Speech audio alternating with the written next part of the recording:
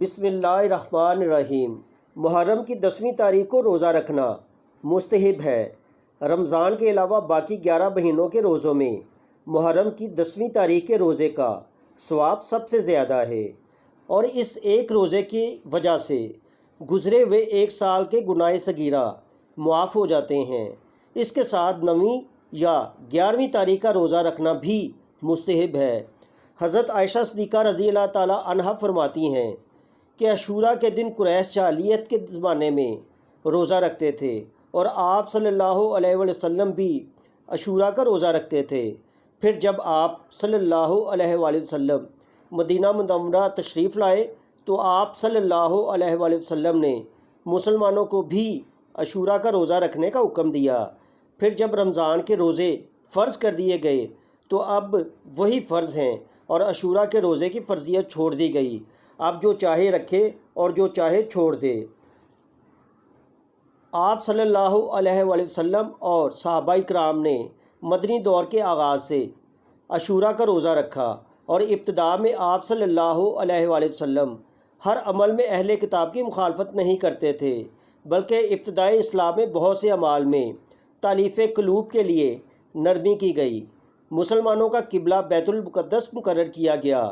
مدینہ منورہ آنے کے بعد آپ صلی اللہ علیہ وآلہ وسلم اور صحابہ کرام تو اسلام کے حکم کے مطابق عاشوراء کا روزہ رکھتے تھے۔ جب آپ صلی اللہ علیہ وآلہ وسلم نے یہود کو عاشوراء کا روزہ رکھتے ہوئے دیکھا تو آپ صلی اللہ علیہ وآلہ وسلم نے اس کے متعلق دریافت کیا۔ چنانچہ حضرت عبداللہ بن عباس رضی اللہ تعالیٰ عنہ سے روایت ہے کہ حضور نبی کریم صلی اللہ علیہ وآلہ وسلم مدینہ تشریف لائے تو دیکھا کہ یہود عاشوراء کا روزہ رکھتے ہیں۔ حضور نبی کریم صلی اللہ علیہ وآلہ وسلم نے ان سے فرمایا، یہ کیسا دن ہے جس کا تم روزہ رکھتے ہو؟ یہود نے کہا، یہ بڑا دن ہے جس میں اللہ تعالیٰ نے موسیٰ علیہ السلام اور ان کی قوم کو نجات دلائی تھی، اور فرعون اور اس کی قوم کو غرق کیا تھا۔ اس کے لشکر میں موسیٰ علیہ السلام نے روزہ رکھا، ہم بھی اس لیے روزہ رکھتے ہیں۔ آپ صلی اللہ علیہ وآلہ وسلم نے ارشاد فرمایا، ہم موسیٰ علیہ السلام کے طریقے کی پیروی اور اتباع کے زیادہ حقدار اور ان سے قریب ہیں۔ چنانچہ آپ صلی اللہ علیہ وآلہ وسلم نے خود بھی روزہ رکھا اور مسلمانوں کو بھی عاشوراء کے روزے کا حکم دیا۔ دوستو، اب ہم یوم عاشوراء کی تاریخی اہمیت کے حوالے سے بات کریں گے۔ یوم عاشوراء بڑا ہی عظمت کا حامل دن ہے۔ تاریخ کے عظیم واقعات اس سے جڑے ہوئے ہیں۔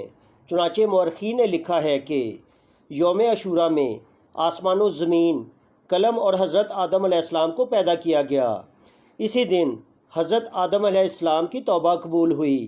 اسی دن حضرت ادریس علیہ السلام کو آسمان پر اٹھایا گیا۔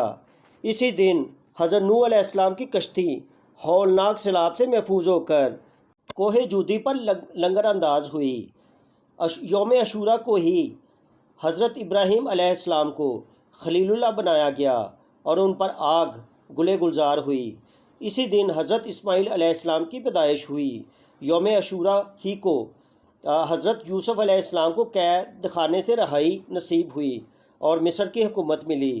اسی دن حضرت یوسف علیہ السلام کی حضرت یعقوب علیہ السلام سے ایک طویل عرصے کے بعد ملاقات ہوئی۔ اسی دن حضرت سلیمان علیہ السلام کو بادشاہت واپس ملی۔ اسی دن حضرت موسیٰ علیہ السلام پر تورات نازل ہوئی۔ اسی دن حضرت ایوب علیہ السلام کو سخت بیماری سے شفا نصیب ہوئی۔ اسی دن حضرت یونس علیہ السلام 40 روز مچھلی کے پیٹ میں رہنے کے بعد نکالے گئے، اور اسی دن قیامت قائم ہوگی۔